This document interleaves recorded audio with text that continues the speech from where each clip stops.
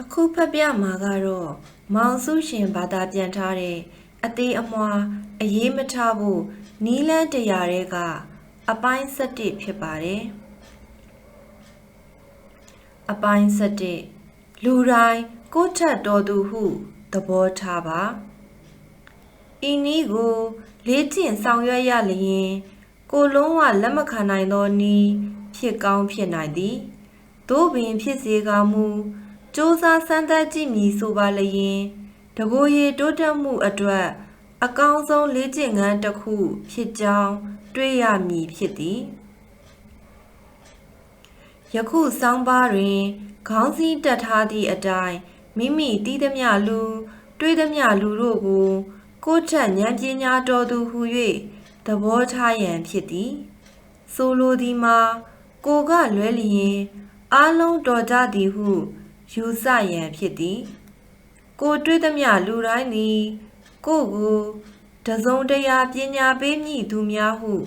သဘောထားရန်ဖြစ်သည်ရိုင်းဆိုင်စွာဆက်ဆံတတ်သောရင်မောင်းသမားသို့မဟုတ်အယိုအသေးမတက်သောလူငယ်တို့ပင်လျင်ကိုတိခံတတ်အောင်ပညာပေးမည့်သူဖြစ်သည် rock တေးဂီတအဆိုတော်တဦးဆိုလျင်ပင်လည်းမိမိကိုအလွယ်တကူအဆုံးဖြတ်မပြုရန်ပညာပေးနိုင်သည်ကိုအလုံးမှာဘဝတွင်မည်သူကကိုဘာသင်ပေးနိုင်မည်ဟုဆုံးဖြတ်ရန်ဖြစ်သည်ဤအလေးထားကိုပြုလုပ်လျင်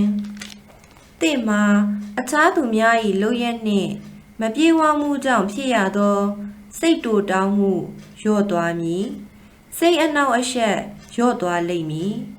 ထိုနည်းဖြင့်ဘဝတွင်ကတိကအောင်မဖြစ်ဘဲနေတာပွဲဖြစ်ပေလိမ့်မည်ထို့သို့ပြုလုပ်သည့်အတွက်စိတ်ချမ်းသာမှုလည်းရပေလိမ့်မည်တစုံတစ်ယောက်ကသင်အားသင်ခန်းစာပေးနေသည်ဟုသဘောပေါက်လိုက်လျင်ကိုယ်စိတ်တွင်ဖြစ်ပေါ်သမျှမကျေနပ်မှုများလည်းပျောက်သွားဖို့လွယ်ကူပါမည်တာရကအဖြစ်ဆိုရလျင်မိမိသည်စာရိုက်တစ်ခုတည်းရောက်နေသည်ဆိုပါစို့စာရိုက်စရေးလုပ်သူကတမင်တကာနှင်းနှင်းကွေးကွေးလုပ်နေသည်ကိုတွေ့ရလျင်စိတ်ထဲ၌မတူတောင်းပဲဒီလူငါ့ကိုဘာများသဘောပေါက်เสียလုပ်နေပါလဲဟုမိမိဘာသာ